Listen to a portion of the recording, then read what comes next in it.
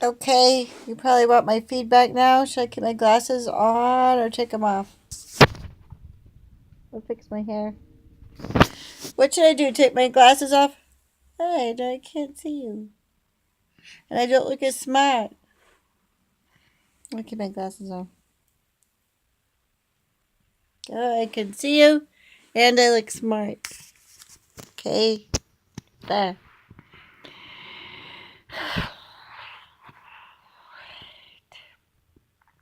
So what do we want to say? I survived spiritual director with the Monsignor. And he agreed to everything being said on internet. Even though he told me to check my sources, the way I put it to him, ever so quaintly, he had to agree that these were grave possibilities, as a matter of fact. He acknowledged their existence. He acknowledged the existence of the Freemasons and Illuminati. He acknowledged the 700-year war possibility, grave possibility. Let me see what else. We went over the third secret of Fatima and the apocalypse.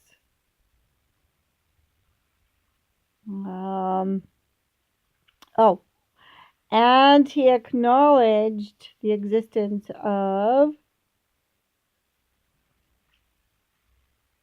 the organization called Not in Our Name. I believe that was started through the ITCCS. Kevin D. Annett claims that movement. I asked him if he was aware of Kevin D. Annett inspiring or laying claim on that movement. Okay. He said he wasn't aware. He didn't know very much about it. He just knows that it exists. And I said, yeah, it's in Ireland, correct? An organization of clergy that are separating from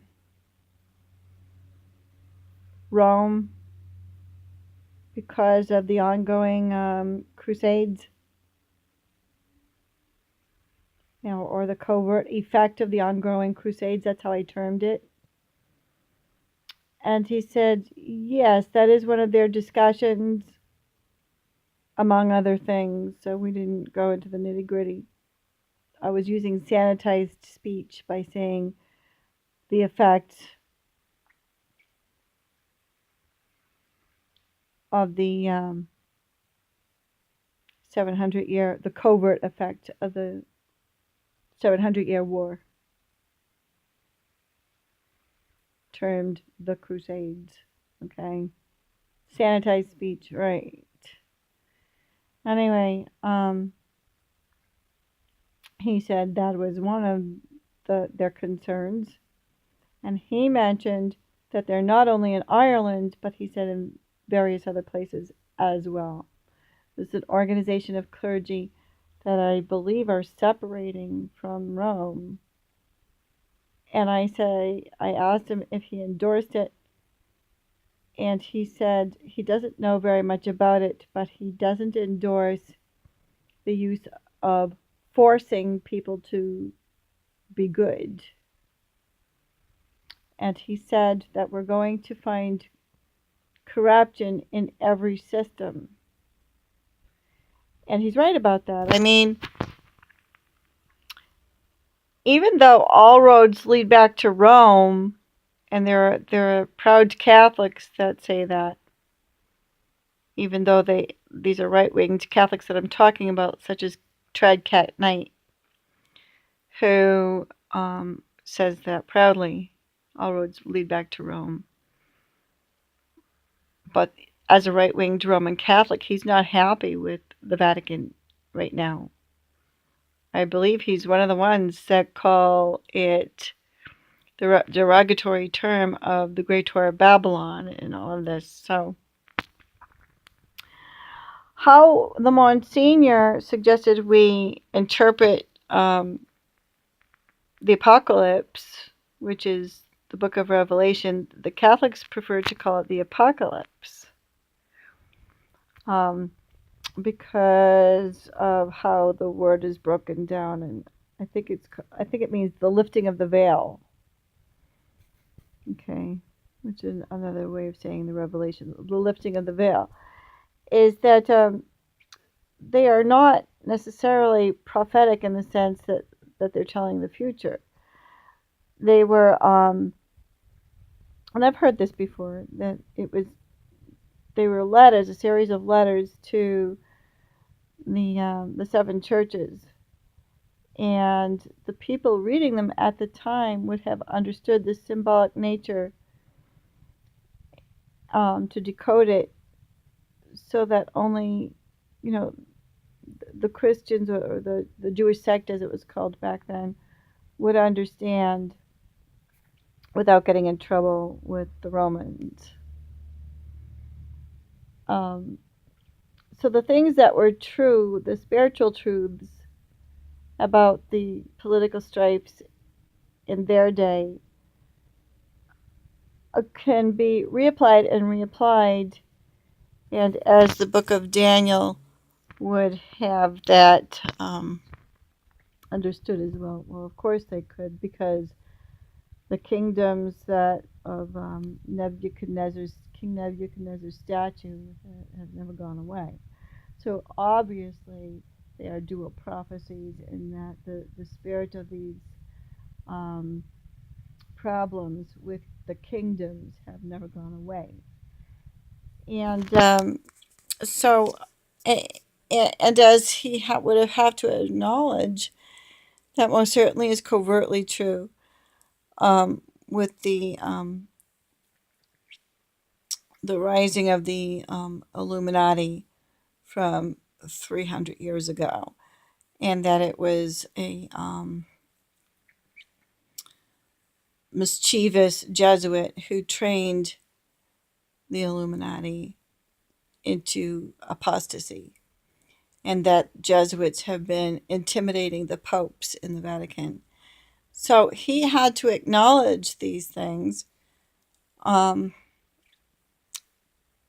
I mean, there was nobody was wrestling anybody else's feathers here. It was just a very polite conversation. And he knows something about it, being a Monsignor. So he doesn't deny that these covert organizations do exist and have made their way into the Vatican. And throughout the elite systems, I said this cancer has spread throughout all the elite systems, or maybe has just always coexisted and has never gone away. We're just, rediscovering it today because of internet. But throughout the elite world, they have assumed that they have the right of life and death over other people, and are causing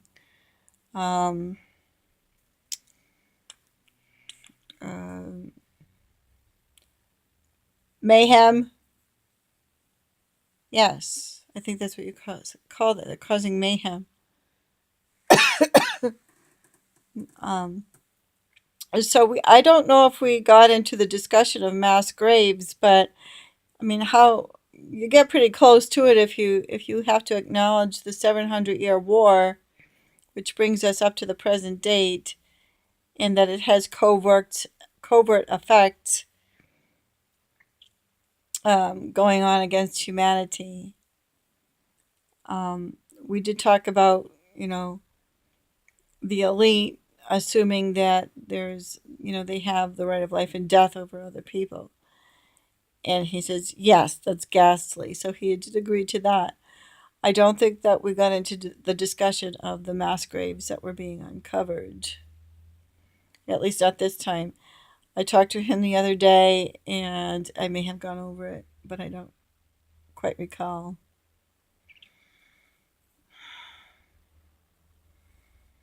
Anyways, so this is progress in comparison, because anytime I have bounced any of these issues off of any other priest, they just tell me, not true, not true, not true. Stop, stop listening to those websites. They're all lying. Not true, not true, not true. When we went over the third secret of Fatima, what he also said was that Pope John Paul II actually added a paragraph with his own hand into the catechism, the new catechism of the Catholic Church. And that paragraph was his understanding of the third secret of Fatima in the futuristic sense. For the where most of it wasn't about foretelling any kind of future history. This last paragraph was so doing, and he stated that which basically everyone in Christendom, including those who believe that they are separating from Christendom and representing Christ, they're all stating is that the church, the Christian church, will come to. Was it the Christian church or the Roman Catholic Church? Well, that will come to nada. It will be in ruins, and that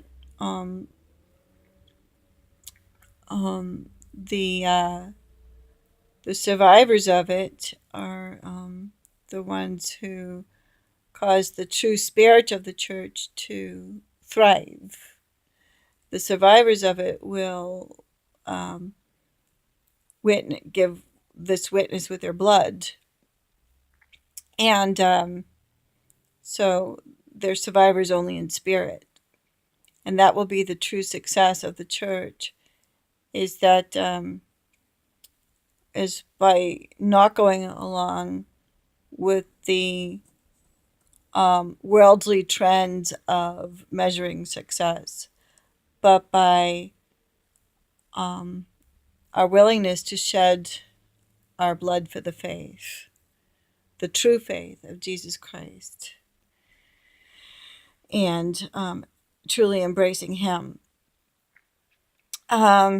So I asked him, well then, how do we measure the success of the church? How do we know when we're seeing worldly success versus spiritual success in this case? And I think probably what we came to agree upon is that, as far as we can tell, it's not really our place to judge unless, it becomes very obvious to us. So I'm not sure how open he is to investigating the covert crimes or responding to the Lord's call to come out of Babylon in any physical sense, by physically separating ourselves from the Vatican. I'm not sure he understands that this is what God intends when He calls us out of Babylon, that we are to physically separate from the Vatican as the Not in Our Name organization. The organization called Not in Our Name is presently doing, by starving the Vatican of their funds. I don't. In fact, he said that forcing people to be good by starving institutions of their funds is not the way to. Um, he didn't say not the way to leave Babylon, but I think that's what he's getting at. Um, maybe he did say that. So, um, and again, I think that what we put in the collection plate is not our biggest problem. Our biggest problem with the Vatican is that the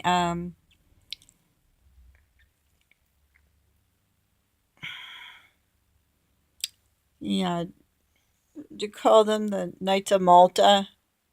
I didn't even put the word Dark Knights of Malta.